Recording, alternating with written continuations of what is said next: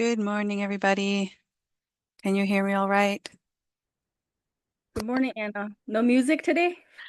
No, I wanted to have maybe the sound of rain to go with the a little bit of the theme today, but I thought maybe there would be rain at people's homes and where they are now.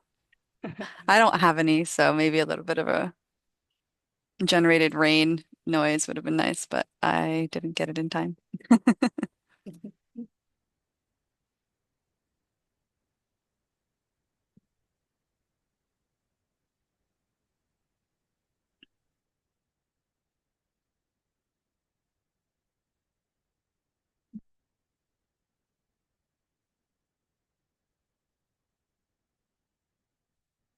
We'll give it another couple of minutes as people filter in.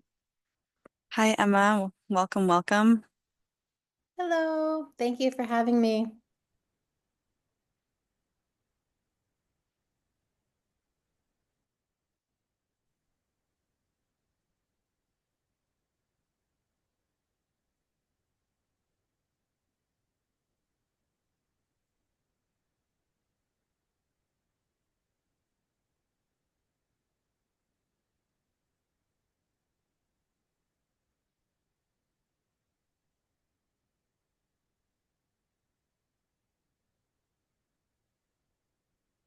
It does seem a little bit quiet without the music, doesn't it? You have spoiled us with good music. Now the expectation is higher.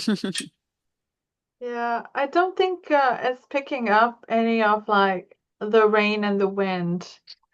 Yeah, so it's there, but I don't think it's getting picked up. Yeah, that's because your mic is really good. Not picking up background noise. Hi, Ati. Hi, Ruthino. Hi, Karen. Uh, I'm driving, so I'm gonna put my camera off. Okay. Good morning, everyone. Morning, Ati. Good morning. Sorry, I'm a mess.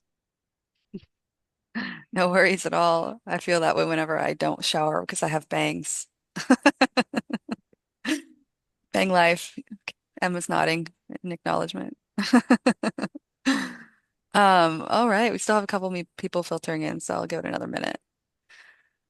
Um, take the opportunity to change your Zoom name to your name if you'd like, or your organization, your pronouns. And we'll get started shortly. I do record these sessions and put them on the Hui Māla YouTube channel and then link them on our website because not everyone can always make these times, and we want to be able to share the valuable information later on.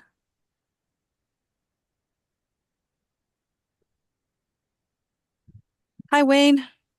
It's been a while. Glad you're here.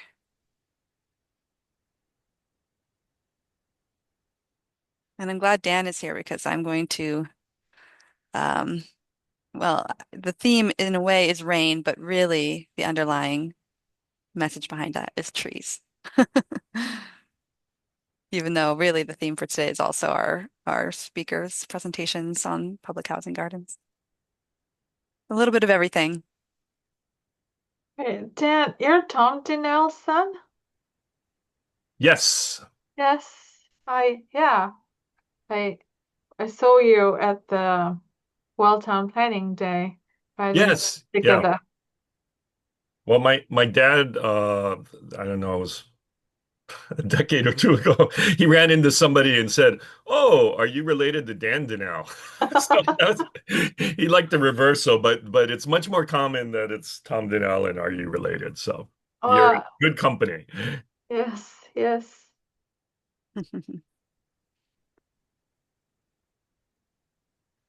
All right, we have about the number of people I was expecting, so I'm going to get started. For those who have joined us more recently, or maybe today's the first time, we often start these convenings with Olelo Noi Ao, which are sometimes selected to speak to the topic of the convening or maybe to the moment that this hui is in terms of our development and growth. But sometimes they are selected, like today, for the changing environment around us. And today's Olelonoi ao is Hahai no Ka'ua I Ka'ulula ao, which translates to rain always follows the forest. And I love this because it speaks to something that has been known for by Indigenous people for a very long time, and only science is recently catching up. But that by planting trees and specifically forests, we can bring rain. And November has a lot of opportunities to get involved in tree planting. There's Arbor Day this month. It's our year of community forests, and there's a lot of events celebrating that particular um, celebration this month and these weeks. And so I will share some of those at the end of during our member updates at the end of today's convening. And I just also wanted to add that it's been really fun and interesting as a practice for me to research these Olelo Noyao, to tap my friends and members of this Hui to share their favorite proverbs and to get ideas for what we can add to our convenings and as a guide, and also to relate to the topics, like I mentioned. And so researching their literal and figurative meanings has been really, really interesting. And all this to say, I invite everyone who feels inspired to send me an email or a text with a proverb that speaks to them, to you, whatever you think could be fitting for Hui Māla ai, that can be included in future convenings. All right. So today's agenda, we will do quick introductions. Since we're a small enough group, I think we can give everyone an opportunity to speak about themselves, and there's a little icebreaker question.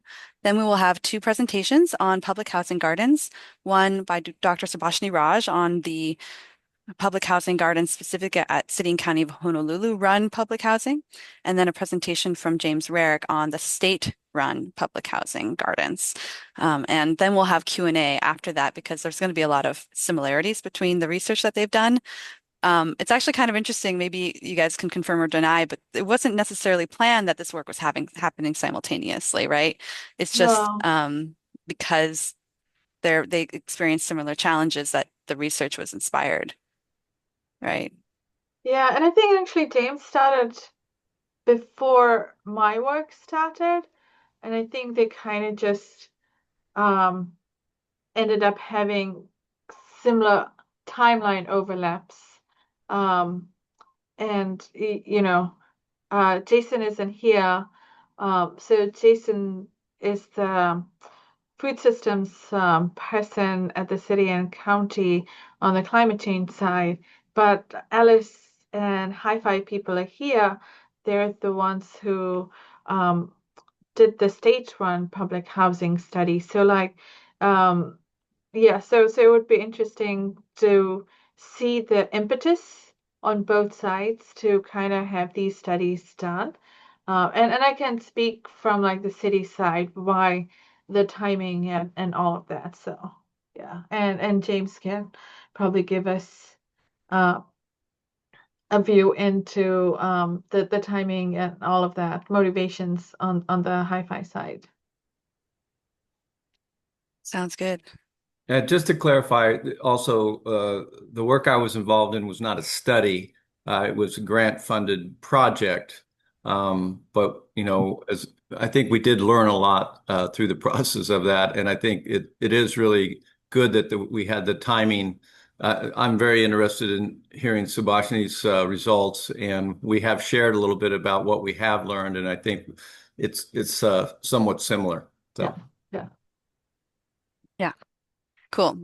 Before we get into that, we will start with a little welcome circle. So I'll stop sharing screen, but real quickly, I'd love everyone to go around and present themselves and then answer this question. How does rain make you feel, or what thoughts does it inspire? All right. Um, so for me, I'll start real quick and then we'll pass it around. I am from Seattle. I'm a fourth generation Seattleite, sixth Washingtonian. And so the rain to me is just so embedded in who I am. And it makes me feel so at ease and comfortable, and like the world is my oyster when it rains. Like I can go home and be creative and I don't have to be outside. Which is so it gives me a lot of joy. And I'll pass it over to Julia. Hello, everybody. Good morning.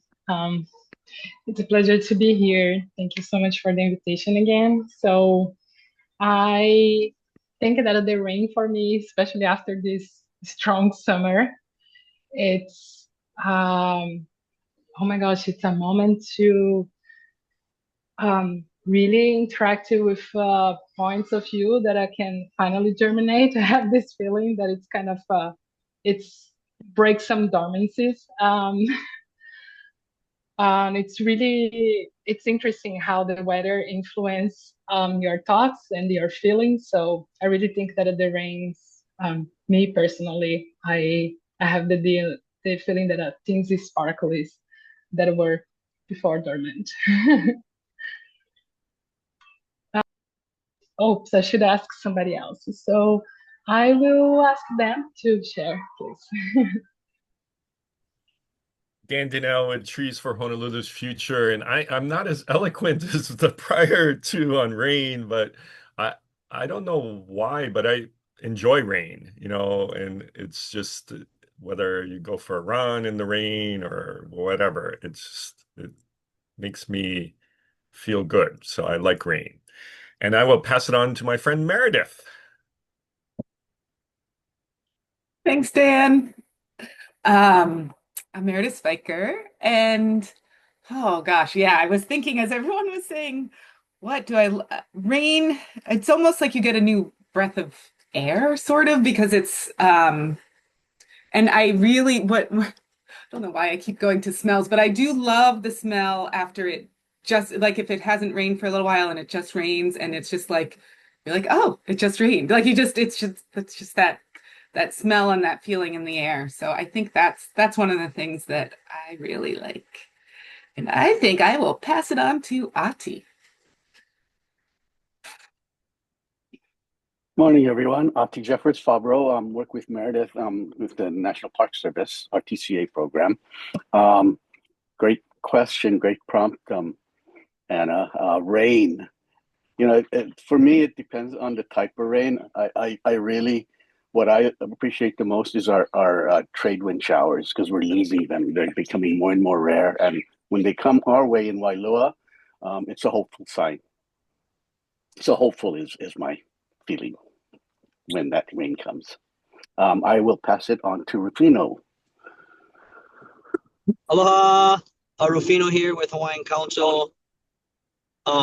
So it's crazy. My kids and I, we sleep to rain, a machine that a friend gave us, and I've used it for my first kid, and now my second one. It's calming. It brings my children and us, at ease, and yeah. So it's wild. Rain. It's very powerful. Um, and I will pass it on to Hillary. Hi there. Well, I come from Boise, Idaho, where we get an average of like less than 12 inches of rain per year. So rain feels precious and also renewing. And I love the smell after rain, and also have a white noise machine for rain. It's lovely. And I'll pass it to, how about Alice? Thank you. Alice Liu with Hawaii Public Health Institute. I'm the Food Systems Program Manager. Rain means resource to me because when it rains, I don't have to water the gardens. And also with a rain barrel catchment, rains or water is very, very important. And I'll let the rain flow to Kima. Mahalo, Alice. Thank you for that. Aloha, Kako. Thanks for the question.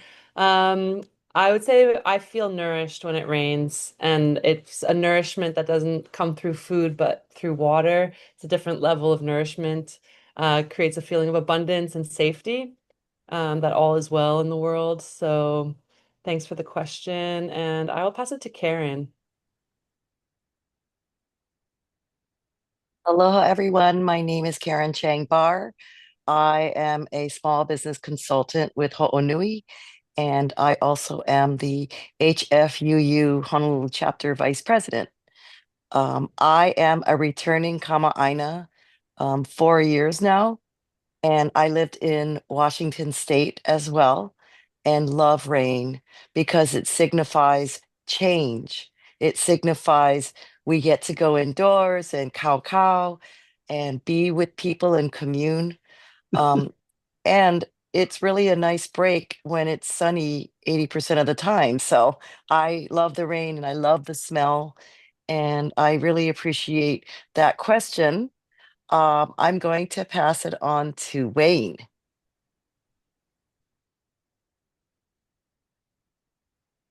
Is that Wayne or Wade? That's you, Wayne. Okay. Hi, Wayne Suzuki. I'm with IA Community Association and some public schools here. Work with Ati and Meredith, but I would say, practically speaking, rain means free water, and I get so excited, like see how much water I accumulated in my encatchments and buckets and everything, because that's my workout since I'm retired. I carry buckets to water some of the plants, and especially my grass. So I enjoy that on the practical side, but spiritually, it is a cleansing. It is a time for refreshing things. So, very respected.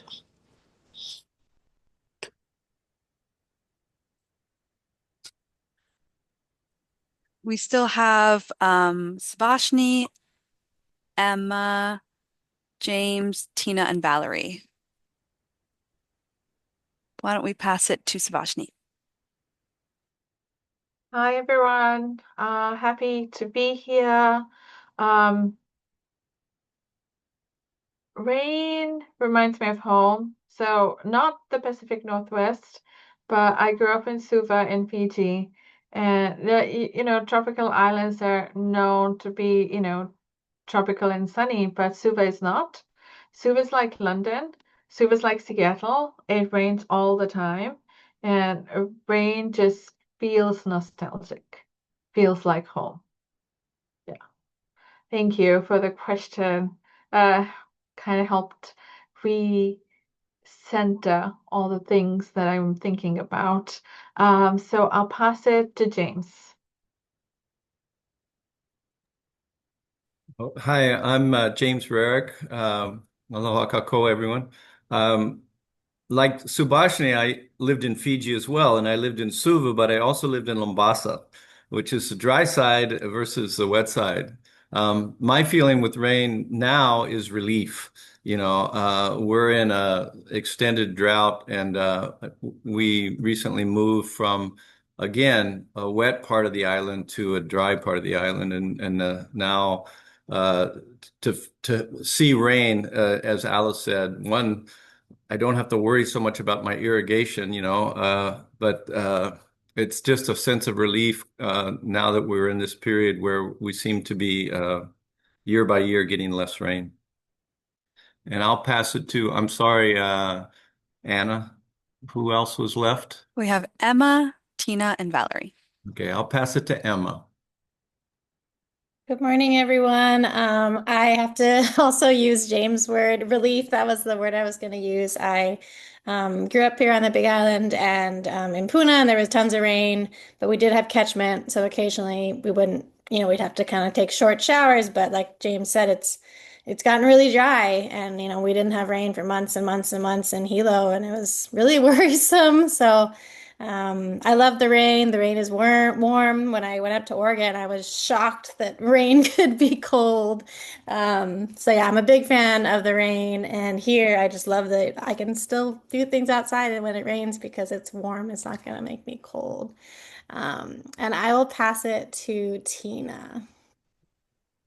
Good morning, everyone.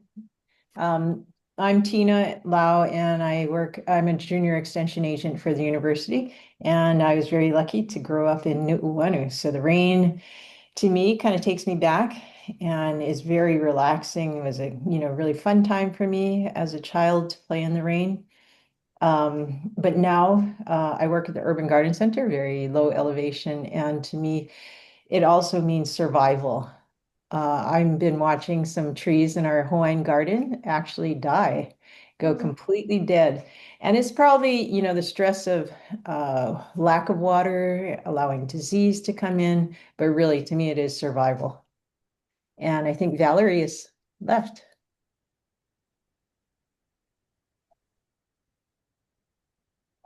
I'm with the Department of Health and I coordinate the rural health. Valerie, sorry to interrupt, but your volume is really low. Can't hear you very well.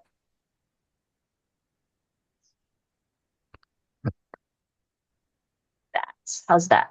Much better, thank you. Awesome. Yeah, I'm I'm with the Department of Health, and yeah, we coordinate some of the rural health, um, State Office of Rural Health grants. And rain means to me, well, just because I'm more food motivated than anything else, it means ramen weather, and that is what I'm craving right now. And yeah, thanks everybody. Thanks, Valerie. I'm going to put in the chat some of the words that were shared about rain. I like how it ends with ramen weather. Well, I also didn't introduce myself, I realize. For those, I think I know everybody here, but really quickly, my name's Anna Mines, and I work with the City and County's Community Gardening Program, City and County of Honolulu. I'm also supporting Hui Māla as a facilitator. And all right, next up, Subhashni. I give you co-host permission here.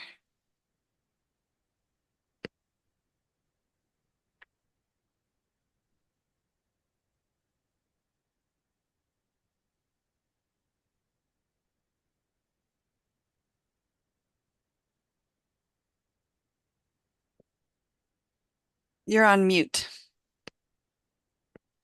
Well, thank you. I was just checking you all can see my screen and it's on PowerPoint mode and so forth. Um, so as Anna introduced me, I'm an assistant professor at the Department of Urban Regional Planning, and asking Dan about his dad because Dan's dad is one of the founders of our department at the University of Hawaii at Manoa. And so this like stalwart of like land use planning in Hawaii actually, and some of like really important critical pieces written about land and land use. Here is written by Tom Donnell. And so if anyone's ever interested in reading any of that, happy to share around his pieces. I use and cite him all the time. Dan, you can tell him he will live on in the work that we continue to do. Um, and not just in spirit and academic rigor too. Um, and so while I hold this position at Adobe, the work that I'm presenting today, actually I did as an independent contractor for the city and county of Honolulu. And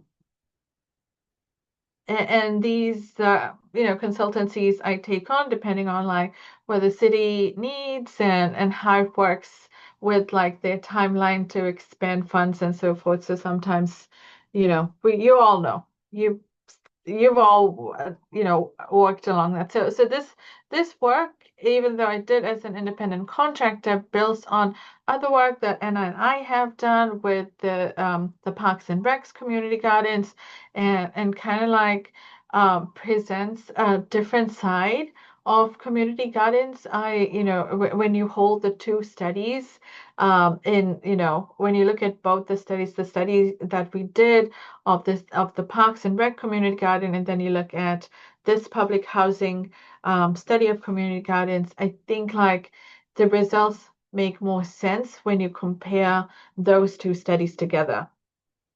And I've presented on our original study, but happy to talk across the two as I kind of like dig into the results of this one as well. And both reports are available online. The report for the city and county's climate change, this public housing study is on the climate change website, and the study for Parks and Rec is on the Parks and Rec website.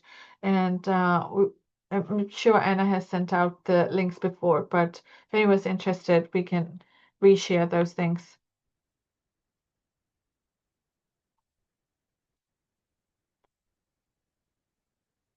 So just to provide some context, we're all familiar and all are quite aware of the fact that community gardens are multifaceted. They provide a lot of benefits in the communities they're embedded, and sort of like juxtaposed against this um, reasonings. These gardens were put in place in different public housing sites, and I'll go into a little bit into that. But in terms of like the city and county's position, the gardens and their expansion also align with the Honolulu's resilience strategy, the climate adaptation strategy, and this idea that if we design with community in mind and their community-driven models, then we're one step closer to improving access and equity. So like access and equity was definitely, one of the key things that the architects, I will call them the architects of this program, this foodscaping program, had in mind when they decided to use the CARES fund to this end. So going into a little bit about that. So what the study really is an evaluation of work the city and county did in 2020 in response to the COVID pandemic. And in that time, they had some CARES, they had money through the CARES Act that they had to spend in a month. So they were really limited by the time in which all of this had to be done. So I think we have to take everything I share in the evaluation with a grain of salt, knowing that there was so little time to organize, create, vision, implement, socialize, all of those things, right? They had to do it in a month. And so that was the biggest challenge. It was during COVID, so they had a lot of challenges, but getting it done in a month was definitely, a big part of that. But in that 1 month, they were able to install 160 gardens across 7 city-run affordable housing sites. So it's quite an achievement. And this was a time where, they didn't have supply of wood and construction materials that were needed. And so they really had to kind of like figure it out and get it done. So initially they thought they would only get 3 done. And SSFM was the lead consultant, and they kind of like ran the show in terms of the actual site selection, design, and implementation. But they were able to get 160 beds installed in 7 sites. So, kudos to them for being able to do that. But then we will kind of see sort of like the drawbacks to doing something of this scale in 1 month at the same time. So there were a lot of people involved, from like the people who fabricated the garden beds to who installed it. Initially, there was some collaboration with Kukua Kalihi Valley and UH Master Gardeners Program through CTAR to provide some of the educational elements of it. And in the initial design, things like kalo and cassava were allowed, but then we'll talk about some of those keystone um, elements in a little bit. But not all the housing sites got garden beds. One Vancouver house got fruit trees, and Anna went to this site visit, and so Anna, you can jump in uh, when we get to that point if you want. So this is kind of like the background in which this project was implemented, and it was under a lot of stress and limited resourcing that it was all brought together and then kind of just like handed over to the managers at each of the site. There was no official paperwork to transfer the ownership of the beds or anything like that. So the beds exist.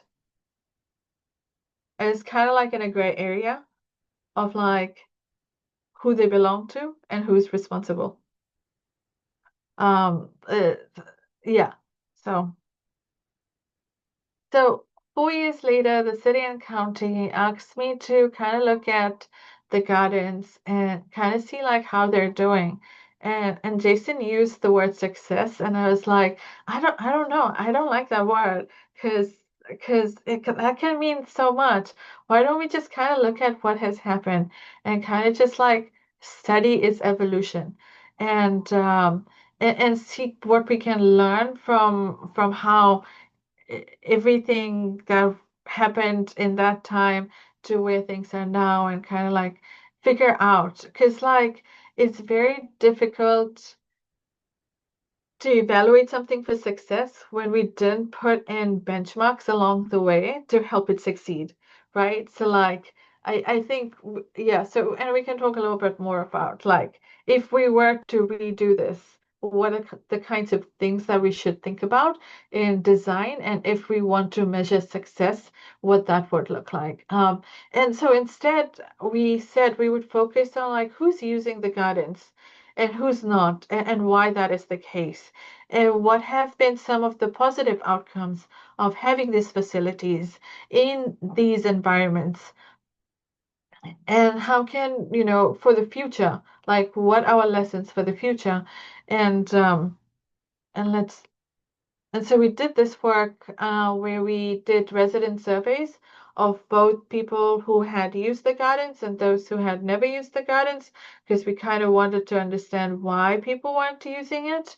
We did, interviews with all of the managers at the sites. We did multiple site visits. And I will say the Westlock Elderly Village, when we went the first time, it did not look like this. It did not look like the picture. Most of the beds at the time were unused the first time we had gone in 2024. But when we went in 2025, all the beds were occupied. And for them it was a water issue. And yeah. So it was like a design problem that they had to fix. And once it was fixed, then it was utilized. So we did this basically over, a little short of like 12 months between August 2024 and June 15th. Each site was visited once, but Westlock in particular was visited twice, just because we knew those changes had happened. And the seven sites are listed here, and I didn't put them on a map because some of these sites, these public housing sites, are are are restricted. And so I didn't want to put them on a map and then make them very visible in the same time. Um, so that's why addresses are not listed, but like names are listed, they're not on a map. But for the most part, these gardens, no, these gardens are at sites that house elderly. So Manoa, D. Thompson, um, Westlock Elderly, it's mostly people over 60 years old at all of these. But Halewa is only youth. Vancouver House is families. Kauhiki Village is families, and most of those families there um, are from our COFA countries. So they're from Palau, Aramai, and Federated States of Micronesia. So in terms of like who has access to this is a very wide variety of people, but at least three of the seven sites cater to the elderly. And by elderly, I would say like 60 plus. So like not like elderly like 85 necessarily. So we have like a wide range even within that. And so we find that, the most active are kupuna and long-term residents. So we find that um, the least use was in facilities that had families or younger residents, and they just didn't have time to utilize the gardens. In the gardens were most used, the beds were most utilized in the facilities that catered to seniors and long-term residents. So anything that was transient also kind of like suffered the same sort of utilization issue. Um, and we saw that sites that had leadership committees had stronger engagement and upkeep. So, like the Manoa Elderly Gardens, They have a committee that takes care of the garden. It's not the site manager actually, and they actually collect cans and things to recycle, and all the money from that goes into the maintenance, the seeds, and sort of like all of that. So, but then we don't see that at all of the facilities. Now, Westlock Elderly is a fairly successful utilized garden site, but like there isn't that sort of like leadership committee there. The site manager there provides a lot of the resourcing and oversight over there. But we see that where there are these leadership committees, they are better able to organize and maintain and so forth. Um, the other thing that we saw across the 7 sites was that some of these programs have like other socialization programs built in and other educational programs built in, like at Kahiki Village and Halewa. But having those like additional programs didn't translate into gains in terms of like increased use of the gardens. So we realized that it was actually, where they were in their lives, if they were young families or younger residents who were working multiple jobs, that was more the moderating factor than having all of this additional programming. So it really did come down to who had the time, and there are a few other things, and I'll get into them as I present the results. So, so the gardens were installed in 2020, and this is sort of a breakdown of like how long the residents who filled out this survey have used the gardens. And you can see that, Manoa Garden, Kauhale, Halewa, those residents have used it since 2020, and others like at D. Thompson have had very little use, but D. Thompson has had very little use because there's been some transition in people who've come and gone. So some have used it for 3 years and others have used it for 1 year. And then Kahiki Village, they use it for less than 6 months. Like there was definitely challenges at Kahiki Village. There was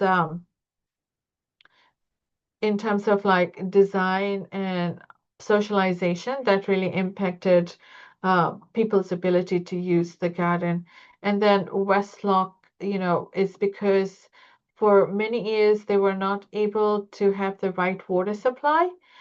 So that impeded like how long they've been able to actually use it. So all of that kind of impacts and kind of see it in membership and use, and we can see that at Manoa Gardens where they have their committee, and at and Halewa where they have this like this programming that has been in place since 2020, the use of those gardens have been much higher relative to the other sites. And then some sites we didn't have any responses. That's why they're not showing up. So that's why you're seeing 5 instead of 7 gardens listed on the results here. So like Vancouver House had fruit trees planted, but those fruit trees only maybe lasted 6 months. By the time we went to visit 4 years later, there was nothing left. And so no one who is at Vancouver House now remembers those fruit trees or participating in it. And there was a lot of um, the people who look after these facilities change a lot. Like every 2 years, they move about. So there's actually a lot of transition that happens internally too. And so when those responsibilities and governance roles are not listed in people's TOR, for this program managers and site managers, then it's just like drop the luck of like who is assigned to where and how invested they are personally. Um, so that kind of, ends up being one of the factors in which you see the ebb and flow in the use of the gardens too, is when those transitions happen. Westlock had a transition happen, but the past site manager had the water issue resolved, and so when the new person was actually his deputy, so she took over, and so there wasn't anything lost in translation, and so she just ensured that that programming continued smoothly. So yeah, but in other places that's not the case. And then when we ask them like, what do you use your garden plots for? Most people picked sustenance and very few people picked socializing, which was interesting. Um, and I'll get into like why that was interesting. And most people that are using the plots, they're growing vegetables, fruits, like edible things. Very few are growing other things. And then very few said they're growing traditional and cultural plants, except for every garden in Westlock, and they have 70 plots there. Yeah, they have one of the largest number of plots. Every one of those plots has a traditional cultural plant. Either it's okra or it's kalo, or it's something that's traditional and cultural, but they didn't select traditional and cultural. And I think it's the way in which we ask this question that they tend to not select that and select everything else. So I think there's some confusion there. And then we ask them, so like how much of their food supply is made up from the vegetables in the garden plots. And you'll see that the Westlock folks, is pretty high. And that's because even though there's like, about 70 plots there, it's only 7 gardeners. So each gardener has like 10 plots that they're looking after. So they're able to grow a lot of food. Like there are 4 by 8 plots there too. But because they have access to like 10 plots, they're able to grow a lot of food. So for Westlock, it makes sense that they're able to supplement so much of their food supply. And then in reverse, it makes sense that and Manoa Gardens, where everyone has one garden, there's like 30 gardens and like 2/3 are being used. And so most people are taking care of like 1.5 gardens. Their ability to produce from a 4 by 8 is much lower. So, makes sense that only 10 to 20% of their food supply is made up from the garden beds. So that math checks out. But Westlock, they have 10 gardens per person, and at Manoa they have like 1.5. So like you can see that in how much of their food supply is then made up. So when they were selecting why they garden from like our list of like drop down buckets, very few selected socializing. But then we had asked them some open-ended questions about like what they like best about the garden and so forth. And I took all of that data and I coded it, and it turns out they actually enjoy socializing the most. That's the best part of their garden. So depending on like how we ask the question, we will get different results.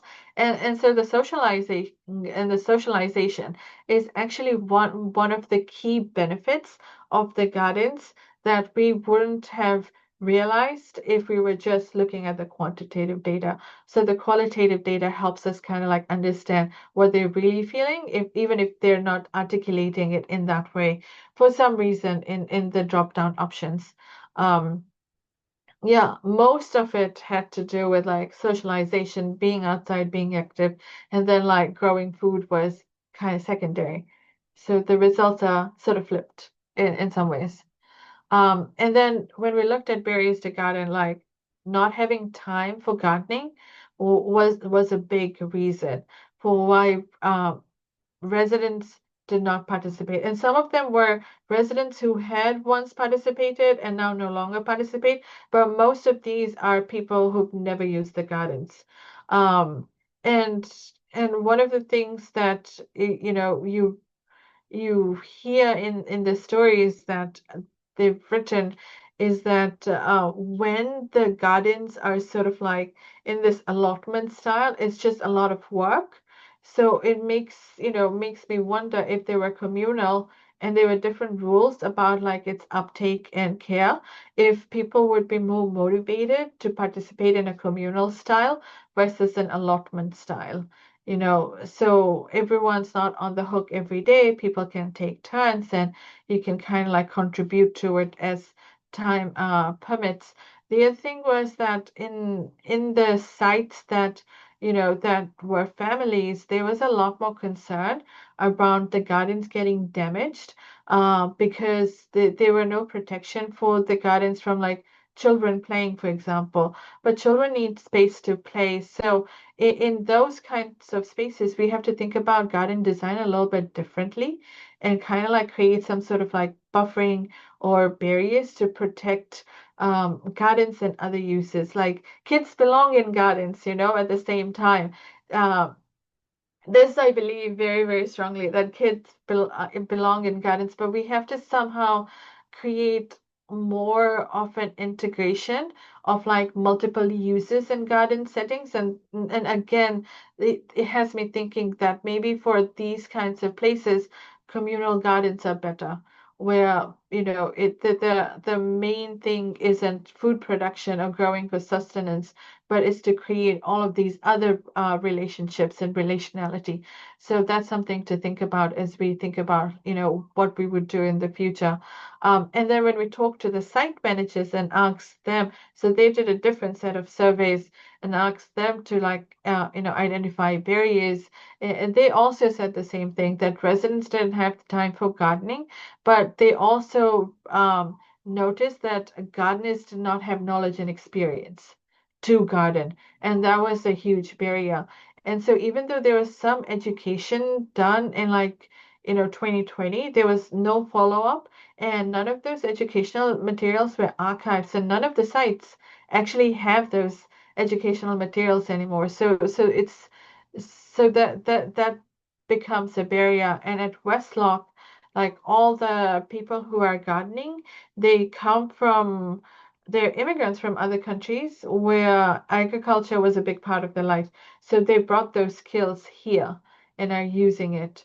And other sites, they don't have that same sort of relationship. And in some of the sites, we learned that they were discouraged from planting ulu or bananas or cassava or taro, like all of these things that were initially, agreed to, they were later on discouraged, and there was huge pushback from like this property managers from planting those things. So that was one of the reasons why people got demotivated and didn't want to plant it, because they didn't want to plant cucumber and tomato. They wanted to plant cassava and bananas, you know, these higher caloric things that could feed their families versus tomatoes and cucumbers. But the site managers like don't necessarily see that point of view. I would say there's that reflection is kind of lost on the site managers in some of the places. So in terms of like the takeaways, we definitely noticed that the leadership structures were very unclear and consistent. Like I was saying, that it's unclear who the gardens belong to. And the site managers don't have it in the key performance indicators that providing support to the gardens is part of the KPI. So, the site self-selected to have these be installed, and the housing department kind of likes language where the lessees can kind of like do their own programming and not ask for permission all the time, which makes sense from like a regulatory point of view. Otherwise, there's a huge burden. But then it creates these gray areas where there's like no way to kind of push people to take responsibility. There's no way to create governance mechanisms at the same time. So we kind of have to bridge that. Because if we're putting these in, we do have to figure out that because gardens aren't like other kind of infrastructure you can just install and walk away from. That you have to think about, who's going to replenish the beds. The soil needs to be turned over. There needs to be maintenance on the actual infrastructure. And D. Thompson and Halliwell were the only ones that actually, the facilities put in the money to have all of that done. And so like they are the lessees are taking ownership and it's part of their programming. But in other places it's not, and then the residents are having to pay for it and figure out creative ways to pay for it. And all those are all the things that need to be kind of figured out as we move forward. Vashni, And sorry to interrupt real quick. We are about almost 30 minutes. okay. So I think I've kind of like talked about a lot of these, and water and like where water spigots were located was a huge barrier to people gardening because it was inconvenient. And in Westlock, they were using recycled water, and people didn't want recycled water to garden with. So that's the water source issue they had to like figure out.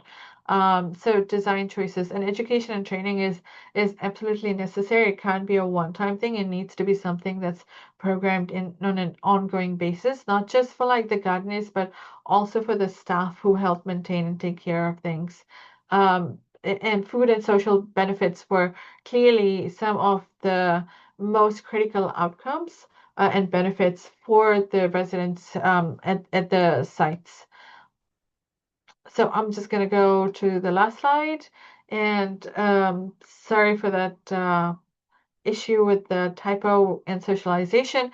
But essentially, when we're looking at it, there are four components we need to pay attention to as we move forward. One is education that I mentioned, but education also like to generate support for culturally relevant crops. I think it's unfair to make people from COFA countries only plant cucumbers and tomatoes when it doesn't culturally make sense. Like there needs to be some sort of flexibility in that. The governance issues need to be figured out. There need to be some standardized rules of use and what is allowed and who's responsible and that kind of thing. And we need to build long-term budgets for these gardens when they are installed. And we need to do a lot more work around socializing them. So I will leave it at that and then take questions once James is done. Thank you all.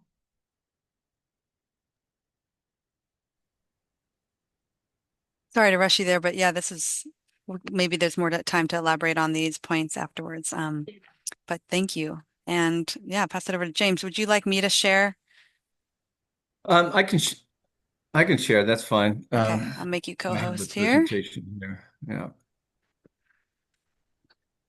And I'm pulling this up. Thanks very much, Subhashini. That I really enjoyed that, I think there's a lot of parallels in terms of your lessons learned and what we found here. So, are you seeing my screen now? Yes. Okay.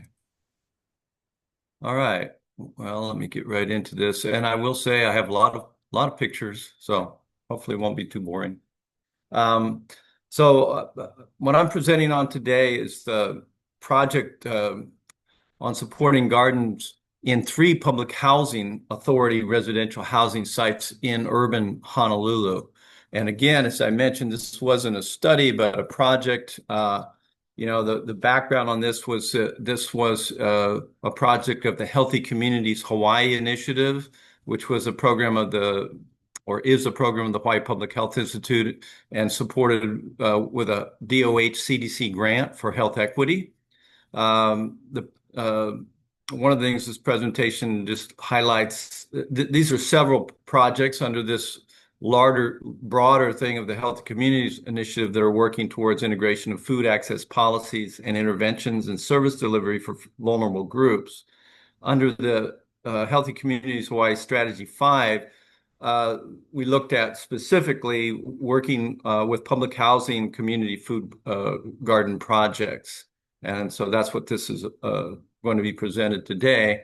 And the project locations were all in urban Honolulu. These were the site locations. One was near A'ala Park, just outside of Chinatown. One was just below Punch Bowl Homes, which is actually the oldest Hawaii state-run public housing facility. And although it wasn't originally part of the project, Pume Hana Gardens, which is on the corner of Canal Street and Pi'ikoi, right across from Safeway. We were asked to come in, and all of these were under the management of one public housing manager who was actually recommended to us by Housing and Urban Development as someone who was amenable and willing to work with us and interested in having this project. And again, as with Subhashini, These sites are all designated for kupuna ages 62 and older, or people with disabilities. And this had a big impact on the project. That population and those sites, especially including the people with disabilities, this includes people who may have substance use issues, mental health issues.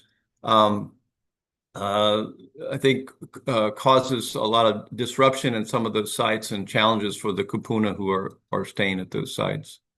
So the scope of services, and I should say also that I was engaged as like Subhashini, a private independent consultant by Hi-Fi, and so what I'm presenting here is based mainly on my final report. This project started in June 2023, and I submitted my final report at the end of June 2025. And so, this is about 2 years of going through this project. And these are the findings that I'm presenting here, which were based on, my own outlook on how things went. So the first thing I was asked to do was engage with the HPH that was responsible for the 3 properties, and then to organize meetings with the residents to tell them about the project, and also to get some feedback from them on what they were interested in growing at the different sites. And the first building we worked at was the Kalani Huya site. Then Punchbowl Homes came in later and was a pretty significant expansion of the project. And then Pumihana, we'll talk about it a little bit later. Was also one of the intentions to develop some garden rules. And we tried to do that again, in consultation with the management and with the residents. And then there was the work of preparing the sites, constructing the garden beds, and sourcing materials that were needed at each of those, at Pumihana, Kalani Huya, and Punchbowl Homes. And then we were later asked to shore up the gardens at Pumihana Apartments due to the fact that there was some nearby construction which put the gardens at risk. And that was a direct request from HPHA to Hi-Fi if we could support that. And then probably most importantly, I was asked to develop a guidebook for creating these resident community gardens in Hawaii public housing, or in consultation with Public Housing Authority.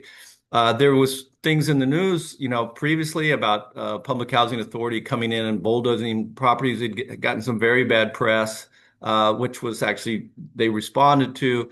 But there was a recognition at the beginning of this project that was really critical to work with management and to ensure that they were supporting the project from the get-go.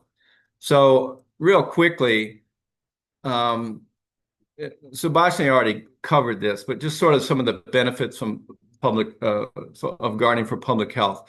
She's really already covered this, increase access to healthy foods, having some supportive social interactions, remaining physically active, and also being able to maintain good mental health. And what I just want to point out here was, from the manager's standpoint, the most important thing for this project by far, and this was starting with Kalani Huya, was reducing social isolation. And Anna and I talked a lot about this at the beginning of the project. If you had to say, well, what is one thing that's really important? Many of the majority probably of the residents at Kalani Huya did not speak English. And the manager's feeling was they didn't really do much. They sat around a lot. They weren't getting out. They weren't doing much. So that was, at least from a management standpoint, the important thing. So I also want to talk about some of the key partners in this work. Of course, first of all, HPHA management. So again, site selection. We consulted with them. Where should we put this? This building, the picture on the left shows we actually tore out some fairly large plants once the decision was made that this was a good site here. Just on the other side of this wall was electrical stuff. They didn't want us to get near that. And I will say, across from here, we left it the plants that had already been planted, but it was also a place where some of the residents were feeding cats. And so this issue about, the need to protect the gardens from feral cats and chickens was a big issue in all of our sites. as that's a big problem in urban Honolulu.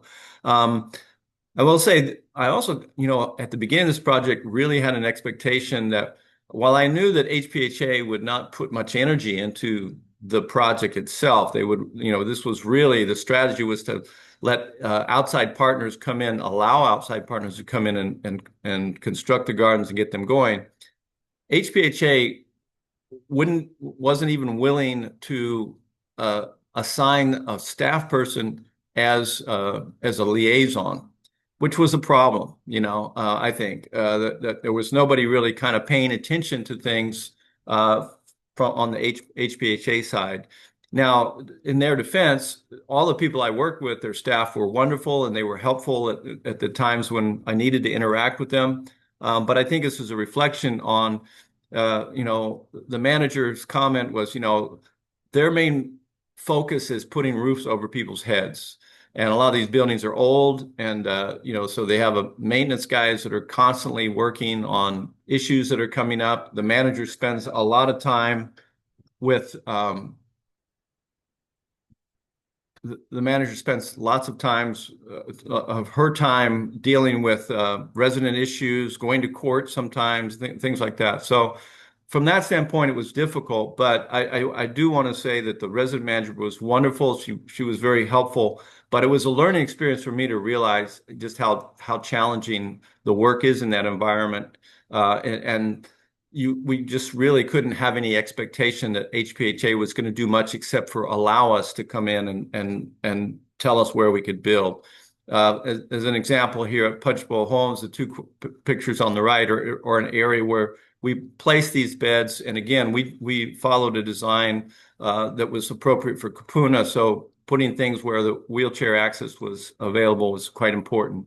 Another key partner was Ho'ola'aina Pilipili. This is their model garden at the UH Lab School in Manoa. Early on, knowing who our population was, I went and looked at those and based our design on this design they had for raised beds and easy accessibility for people with disabilities. And so they were very helpful. So this was the design. So, on the left, after we cleared this area, we used their design. One of the challenges at the Kalani Huia site, though, was we had very limited space. And we were trying to do sort of a community garden, and it worked for a few people and was quite successful initially until those people left. And then, as you'll see, things kind of fell apart after that. At Punchbowl Homes, we also started out fairly small, but we recognized we had a lot more space. And after a site visit from a senior manager at HPHA, who actually had a history with that building, he approved to go ahead and build more beds so that people could have their own individual plots, which, again, there's that, what's the purpose of the garden? Is it for community interaction? Is a community garden, work? But I think our experience was a lot of people they were more inclined to want their own space. They could still work together, but, that was an issue as we went through the project. Another key partner, of course, was Department of Parks and Recreation. They were going through the change of their website at the time, but we borrowed their governance rules, and then we kind of dumbed them down, made them a little bit more simple for our gardens, but we recognized that we needed some governance. And then the guide on your left, which this was an earlier draft, but rather than reinventing the wheel, we have links in the guide. Ho'ola'aina Pilipili had a very nice supply and resource guide that they developed so that they could figure out, make it easy for people to construct the beds and know how to price the beds and things like that. We linked to that. And then we also linked to the Parks and Recreation community garden site, which had a lot of good resources as well. We used some participatory methods to engage residents at the Kalani Huia when we first kicked off the project. We also did that with some partners like Pear Sweet and some other partners that came in and brought in fresh foods, had fresh food giveaway events. And at that event, we asked people what it was that they would be most interested in using. And as you can see, we did translations here. Hi-Fi staff did a great job of putting these things together. And we did have translators on site. So one of the comments from the manager was that she didn't think that language was a barrier because they have language translators. And we also were able to utilize some of the English-speaking residents who were able to translate. So initially, we had a really good core group at Kalani Huya. On the left here, you see this was their planting day. And you can tell this was towards the end of COVID, so everybody was still wearing masks, but that took off quite well. We did have to put up some barriers, so we sort of pivoted as we realized that we needed some netting to go around these gardens to prevent the cats from coming in. But later on, we did have some issues with pilfering. And we had some issues at Punch Bowl with basically vandalism, where people were just pulling tomatoes off of plants and things like that. The center picture is our planting day and the two pictures on the right at Punch Bowl Homes. Again, this is our resident community garden at Punch Bowl. We had some plants donated, but we purchased quite a few plants. And so that was a really nice activity for them. So this garden is the garden that was at Pumihana Apartments. This is right across from Safeway, and they were doing a renovation of affordable housing unit, and so we had this chain link fence here, which had a concrete wall and had served as the back of all of these gardens here. This was the project HPHA management asked us to come in, and so we installed this barrier here so that they wouldn't lose their gardens when they did the wall construction. This garden was interesting in that, it was just pretty much had been running for years on its own. But as we'll see, there was some issues. And one of the things that we did as sort of, the condition for us to go in and do this work was to have a meeting with the gardeners and request that they would adopt and sign off on a simple set of garden governance rules, because we were seeing that there were some problems with abandoned gardens and transitions of gardens there. And the long-term coordinator had passed away. And so I'll talk a little bit more about some of those challenges. So at any rate, after a very encouraging beginning, I think at all of these sites, that now the Kalani Huya site has pretty much been abandoned. And again, we have a lot of turnover there. The Punch Bowl site, some of the gardens are still going, but again, challenges with some of the beds not being utilized there as well. So this shows a picture on the left. One of the last things I did at the end of the contract, which was requested, was to install a plant nursery, so for seedlings. And again, it was expensive to buy, plants that were, seedlings that were already produced at the, garden stores. So we wanted to get them, to be able to grow plants from seeds. And then there are some of the plots on the right here at Punch Bowl that are still being maintained. You can see the netting that was around there. They did request some other trellising, but many of the other boxes have sort of been abandoned. And at Kalani Huya, this is a picture of the garden on the left, which was going very well for about a year or so. But after the folks left, we did have a coordinator, but they disappeared, and basically the office couldn't even tell us where they had gone. And so the picture on the right shows the beds that have been abandoned, and in fact, much of the soil has been poached out of those beds by residents who are taking them up and putting them in their pots on their lanais and their balconies. And this plant is actually, just growing outside of the area. I will say on the other side of this wall, there was sweet potato growing. There was a lot of other things that were being grown. But again, these were all being done without management's approval. And I think the last time I went there, most of that had been removed. The Pumihana Gardens are still going strong. You can see now the construction of this fence in the back after they finish the construction on the building next door, and it's doing well. But again, the challenges there are governance rules, but frankly, they're not really following those rules. And there's challenges. A lot of the older residents have passed on, or some of them hold on to their gardens even though they're not gardening. So they do have challenges there. And this is an L-shaped garden, so it actually wraps around. But generally speaking, that's been managed, for quite a long time and has run on its own. So at the end of the project, one of the things that I wanted to do to try to, again, this was not a study, but to try to get some feedback on what folks were thinking about. I had some key informant questions for management and also for the site coordinators. And so these were the questions. Basically, how would you describe the overall experience? Did you think the guidebook was helpful? And each site, has its unique strengths and challenges, but what were the main challenges that were observed at each location? From a management standpoint, they felt, again, the turnover rate was quite high. She felt that the resident community garden, the guidebook, was very useful for the project, because it did sort of outline this is what you need to do if you're working with the Hawaii Public Housing Authority. And also the other information was provided. She did think that was good because it could be very useful in guiding future projects, and she definitely wanted to see that other projects would happen.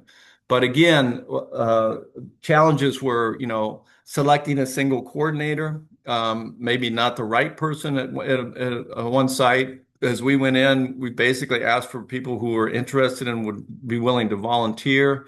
But then the turnover was also a problem. So I would say one of the biggest issues there, is this idea of not having a governance system in place. So very similar to what Subhashini found, in her study.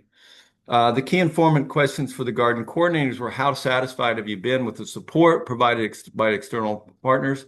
I was only able to interview the coordinator at Pumehana and at Punch Bowl because the coordinator at Kalani Huia had left, and there was nobody even knew how to trace her, find her. The coordinator at Punch Bowl Home said she was very satisfied with the support, although she had sort of personal issues about certain things that didn't get done, that she was unhappy about. But other than that, she was overall, I'd say, very satisfied. And do you feel the resident meetings and outreach were effective in notifying residents of garden opportunities, and explaining the participation guidelines? Here, again, just sort of, a lack of a real mechanism for bringing people together. And what I heard a lot over and over was, people have been disappointed in the past. They don't really trust things, so they're not willing to participate. They've done things in the past, and then privileges or whatever are taken away. So I heard that quite a bit. And for Pumehana in particular, I think it was just the coordinator kept saying, well, nobody cares, nobody cares. And she was also, very reluctant in filling in the shoes of this previous person who had taken over. And she said, he always took care of everything if there was something that was needed. And she also had an attitude that, well, people bring their own tools, they figure out what they want, so she didn't really feel like a lot of help was needed, even though you can see that there are problems that are emerging there. And one of them is, well, how do you hand over new gardens to, that people have left behind to the next person? They have no process or list for saying, get on a list and we'll transfer these gardens over. What do you think would help to increase or sustain the resident participation? And how useful have the garden rules been as the garden coordinator? This was a mixed bag as well. Pumehana gal just felt the rules weren't useful because nobody was following them. I think the Punch Bowl Homes, the rules could be useful, but I think there was sort of a issue that arose at Punch Bowl Homes where there may be factions there, or some people would support the coordinator, other people would, because of past histories, didn't necessarily support the coordinator.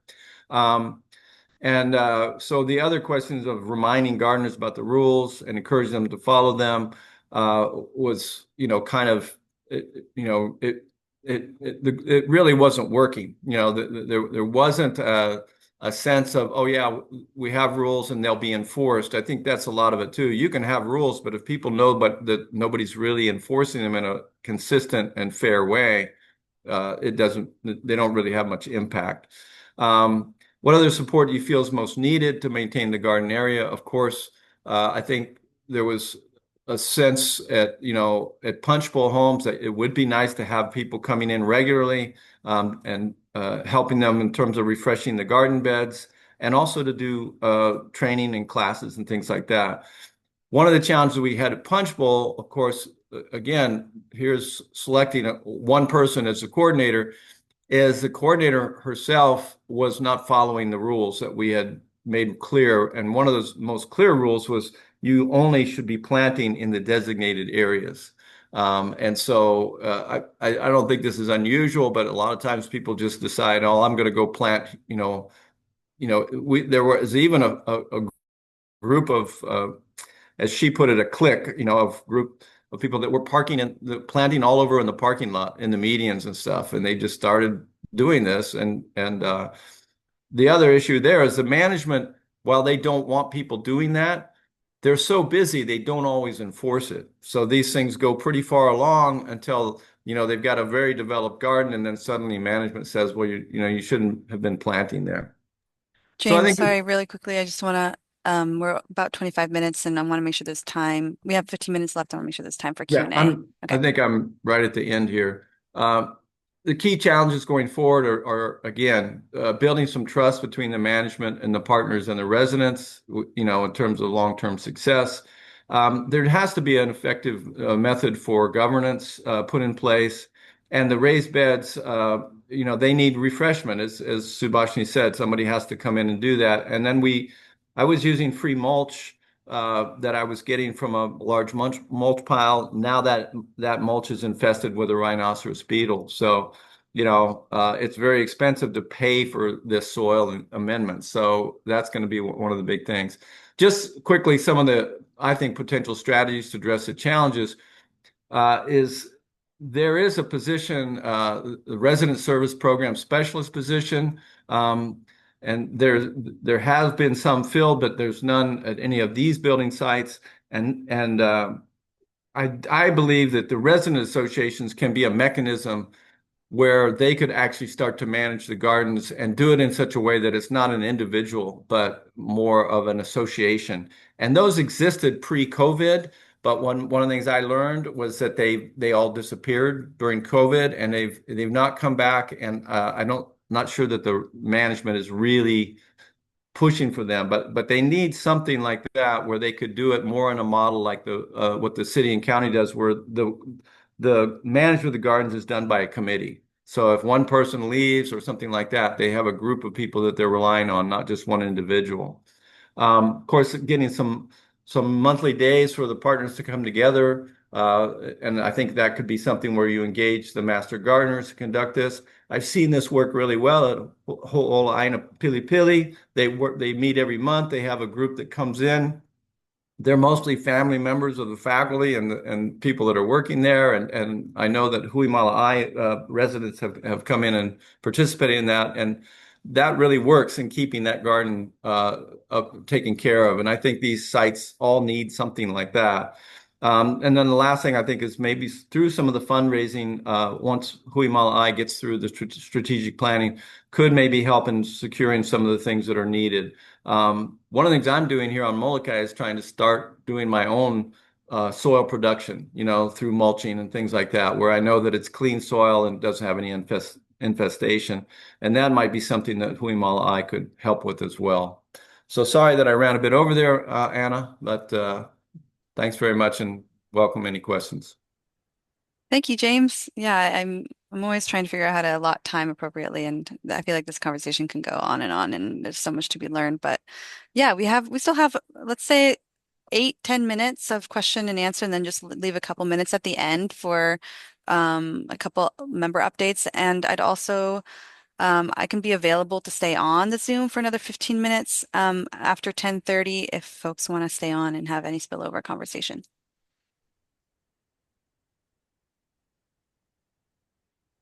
Hey, James, if you could put the link to the guidebook in the chat, that would be useful for me.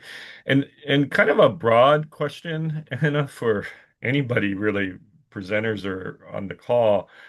Um, Seems to me, in what James touched on at the very end, like driven by the resident associations, in kind of environmental justice work, you can't ride in on your white horse and save the people with this idea. It has to come from the people.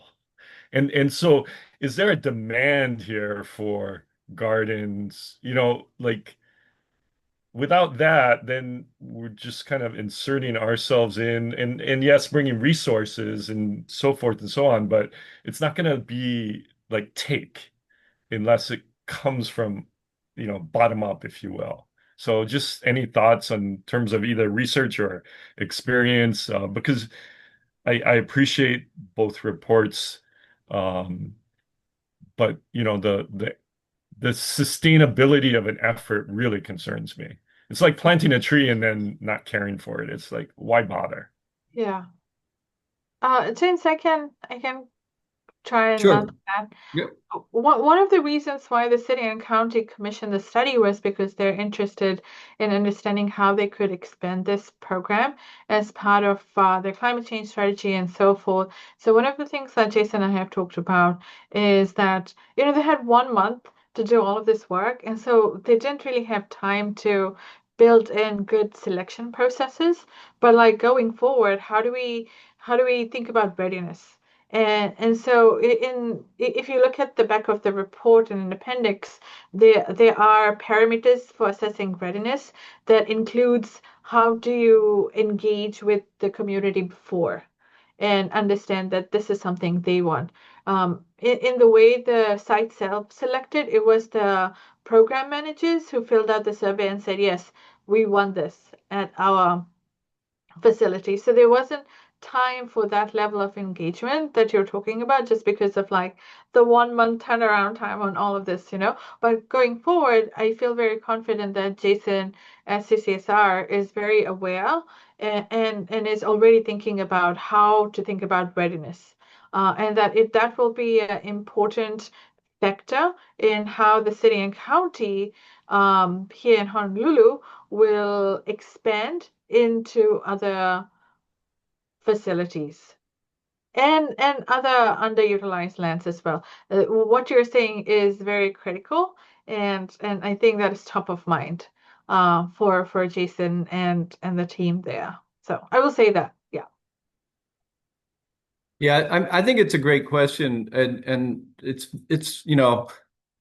to be frank, this project was grant driven, and that, this happens all the time is we have a pot of money and we want to try to do something. And so, but I would call it a pilot program, I mean, it was something to see, well, what works, what doesn't work. And, I totally agree. I think, if things are community driven and, there's this ownership, and that's what was always a big issue is that there wasn't so much really ownership from this. Although, there was a lot of enthusiasm at the beginning, but I think the lessons learned from it, though, which is to me in the public housing sector and settings, there's, this erosion of sort of a empowerment mechanism for the residents in the idea of having resident associations because it was much bigger than just the garden project. It was also coming together, residents, having a space to come together and things. Um, it, it, you know, I would like to see sort of this report, and one of the things in my report would say share it with HPHA, see how they, if there's some willingness on their behalf to bring those back, because again, if you're going to say that as a state agency, we're committed to these, Hawaii being more resilient, less dependent on outside food, things like that, but also just addressing some of these really other important issues like social isolation of populations.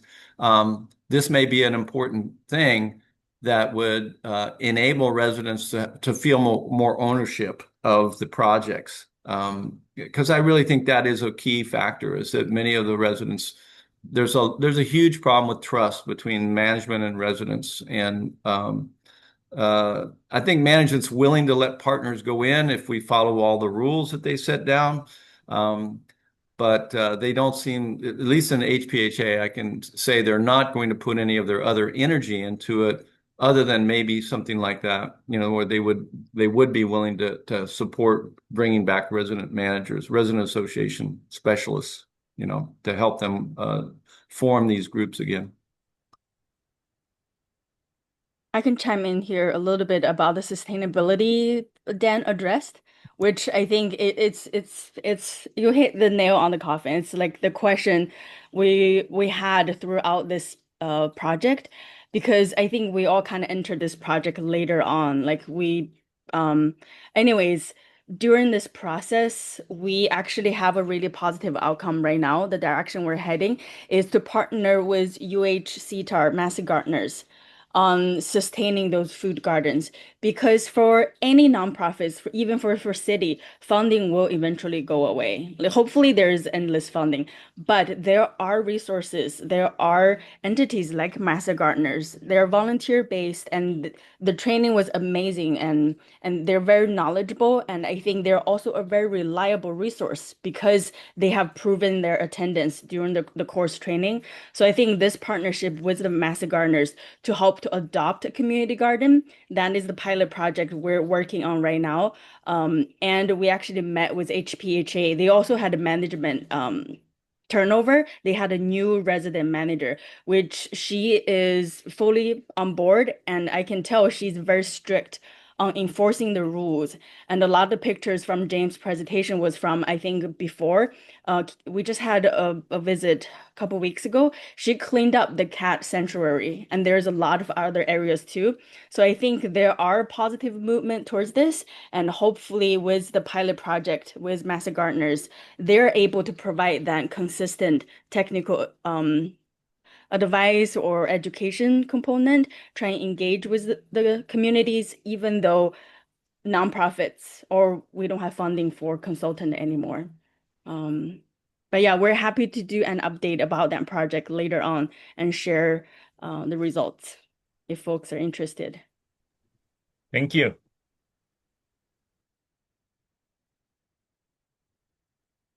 Yes, shout out to Tina Lau. Tina is helping us. So far, we have recruited 4 Master Gardeners, which is great.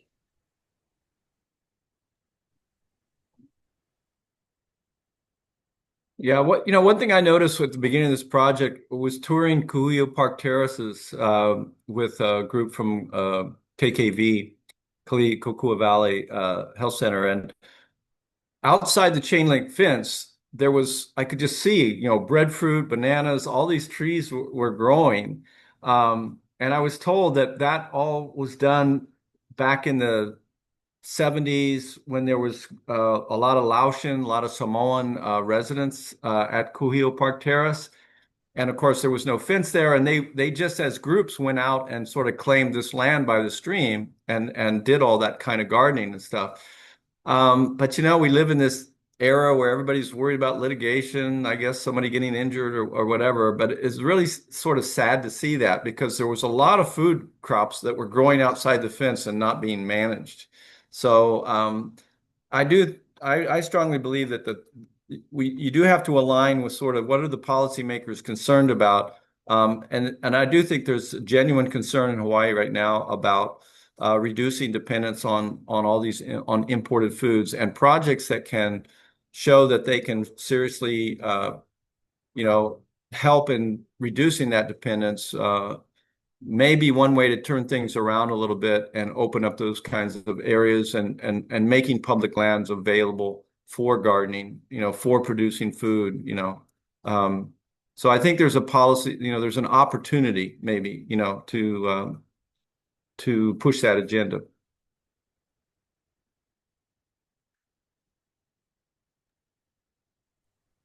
I want to participate.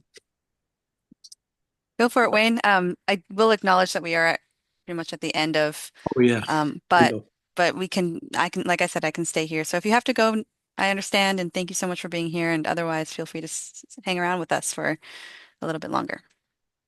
Okay, I think good segue for my turn because I am not a professional data collector or master gardener or anything, although I'm in the bonsai club.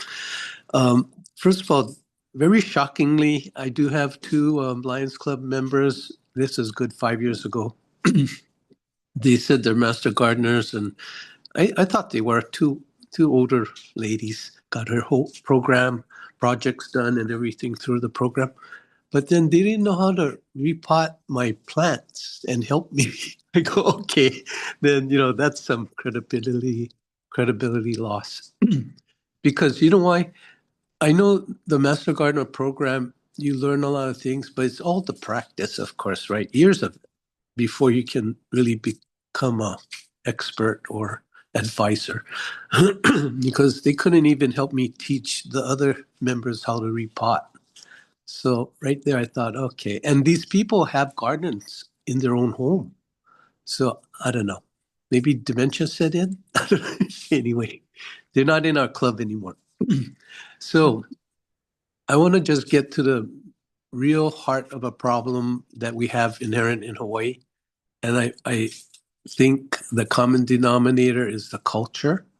So kind of have to change the culture because we got preschool now in elementary schools, and I'm coming from the background of a parent volunteer for the past 25 years, and I'm going to tell you the culture has changed. Things that we did in the 60s and 70s no longer exist in the family. So you don't have that participation of parent and child.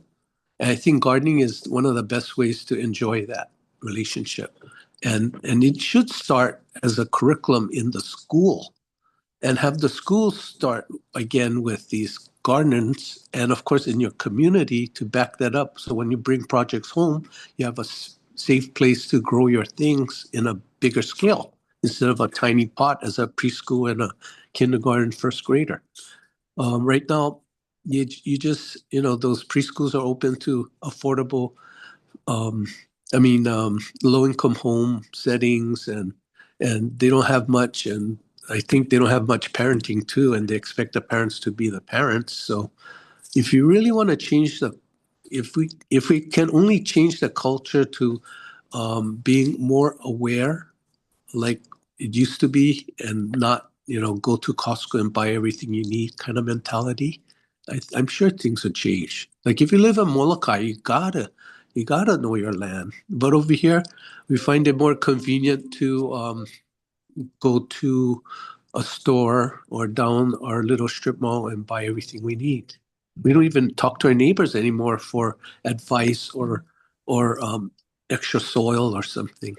So anyway, that's my input. We should go deeper and just fix the problem, not the issue. I highly recommend Uncle Wayne come to one of those office hour talk stories sessions Okay. to share some of your insights. And Tina, I don't know if we have time for, oh, sorry, Anna, I don't know if we have time for Tina to address some of the comments we made. Well, yeah, I'm like I said here until 10:45, and I I'll 100%. stay on. Yeah, Tina, I saw you go on camera, so. Hi, Uncle Wayne. Thank you. You have a great insight. That is actually what I tell master gardeners that, yeah, you're Yeah. not a master gardener just because you completed the course. You Yeah. really need to practice, and it takes initiative for them to gain that knowledge. And I also really love your comment about beginning in schools because farm to school is one we're, need a lot more help with. And that will address the youth, yes, getting into it. I mean, that's personally how I got into, say, conservation, botany was, I think, because I had that exposure when I was young. So I definitely agree with that also. And we are working with the farm to school coordinator. We had a bit of trouble with federal funding with that position, but it's still there, and farm to school is going to help a lot, as well as our 4-H programs. So yeah, Yeah. work with us. Please work with us. Okay. I would Thank love you. to. Thanks, Wayne, and thanks, Tina. Um, the last few minutes of these convenings are usually reserved for membership updates. So since I see some folks are able to stay on a little longer, if you have anything you want to share about the work that you're doing that you think is relevant to Hui Māla I, or just maybe it's more of like the questions about gardening or issues that you're experiencing and you want some advice on, this is also a good time to share.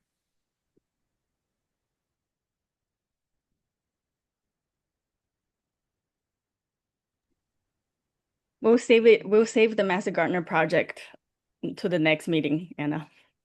Yes, I actually wrote that down on a list of ideas for future convenings. If no one else has anything in this moment, I will say that one of the questions earlier about, maybe, not being a white horse and trying to riding in on a white horse and trying to create a solution where there isn't necessarily interest. I think that, the demand for our community garden program and at the city really does showcase interest, and especially because, and even in these housing, even for residents of these housing sites, because we know that there are people who are at our Manoa community garden who live at the elderly housing in Manoa, right, right next to it, and they garden both beds. We also have a lot of residents and Subhashini helped me with the survey here, and maybe you can elaborate, but like we have a lot of participants in our program who are low to middle income families, and they also tend to be older. So there are population overlap in what our program serves and what these public housing sites serve. So I think that there is a demand and interest. And then I'd also say that we're finding that a lot of people don't want to necessarily garden right there at their house. They love to like go across the street or, take a little bit of a walk down to a new site, or maybe even take the bus to a place that's a little bit separate from their home. And so when we were looking at expanding community gardens in our program at the city, we were looking at sites that might be accessible to public housing, in one way or another, whether it's like adjacent or transit connected. And in fact, and I'll have a more official announcement next week, we did identify a really good location across from Westlock Elderly. And I've been speaking with the housing manager there, and I'm going to go over there in a couple weeks and present on this proposal. But we were going to ask if the residents of that area would like a new community garden at a Sing Community Park, which is in Honouliuli. And it's really exciting. I think that we'll find out very, you know, hopefully very thoroughly through these community engagement events that I'll be doing at the Westlock Elderly Housing, at the modular housing right there next to it, and we'll also have two public meetings, what the demand is like for a community garden at that location. Yeah, and Anna, just to interject, I think what that really underscores is the value of the socialization aspects. Yeah, I could grow stuff. In fact, I have some tomatoes in a bed in my house. But maybe there's more joy in having that, plot somewhere and joining people elsewhere. And I want to be clear, I don't want to imply there's no interest out there. I was more thinking that it has to do with the trust. I think that came up. People come in, help. Hey, we're here to help, and then we're here, and then the grant runs out, and we're gone. That sustained effort is a real key thing. And just to throw out a question, is there, the allotment versus communal style is really interesting point to me. Like, is there a really good example of communal garden on Oahu? I'm just showing my utter ignorance here. So I would, Ho'ola Aina Pili Pili in a way is okay, communal. Yes, thank you. and Kakuivi is communal because they have work days. They're structured differently, right? And so in the study we did for Parks and Rec, we actually found that Native Hawaiians and Pacific Islanders are very underrepresented in the membership. And that was sort of like an accidental finding. And so, that's something at the back of like, Anna and Kate's mind, and they're using that to kind of like, select the future where the gardens will go, right? But, people have said to me, well, maybe, and in the parks and back, there are rules for like no trees, no wetland fallow, and things like that. So the scope for like traditional foods is a little limited in terms of like the allotment style gardens. And so some members have said to me, so maybe they're, doing communal gardening in other places, and there are spaces like that. And Kakuibi is one example, and the one that James presented on Aina Pilipili is the other one, and there are a few models like that. So yes, there's some examples, but they're limited. On Oahu, very limited of like what communal gardens look like. But the idea and their existence in other communities with immigrants and people of color and indigenous peoples on the mainland, there are a lot of examples. Actually, across the entire Pacific Northwest, it is home to like a lot of that food forest, communal garden, and so forth. So the possibility is there and definitely like something for us to maybe explore. Yeah, I don't know if I would really characterize Ho'ala Aina Pilipili as a communal garden. I feel like it's a demonstration garden that is supported because they have, regular monthly meetings where folks come in. Um, but one of the points I wanted to make though is, in thinking about going out, and having it be more about social interaction. There's been a group that's been led by American Savings Bank that's been wanting to do some work around the Ala Park area, and I do think one of the challenges with HPHA sites, many of them are restricted. The garden sites that we worked at, except for Pumihana, which people can just walk in off the street, but most of them are restricted, and you can't. Volunteers can't even go in there on the weekend sometimes because there's no staff working there, and unless there's staff, it's hard to get access to those sites. But like if you were to create something like around the Ala Park area, but you have to worry about security and all those kinds of things. But there's a lot of elderly housing around that area where then people could go. But it seems to me that the model that the Parks and Recs had, because I used to have a community garden at Foster Gardens.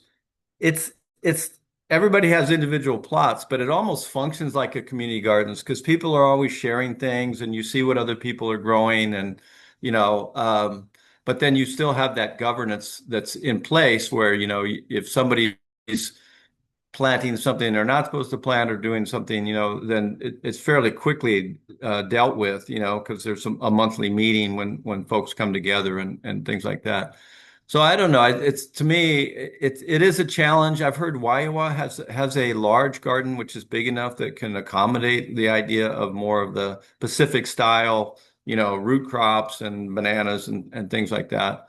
But it is a bit of a challenge. Not so much here on Molokai, but Molokai even. I mean, there's a lot of land. People have access to land, but I would go along with what Wayne says. Getting people to really be interested and do the work and grow is something that, most people go and buy their food from Friendly Market, So there's a lot of work to turn that around.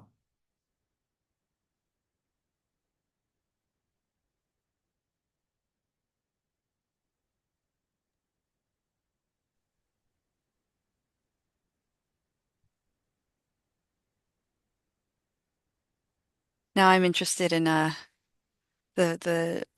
range of definition for a communal style garden because I think you're right. Like it's not communal in the sense that like people can go and show up whenever they want really to care and harvest and steward. Like it's really led by the people at the lab school and Melody.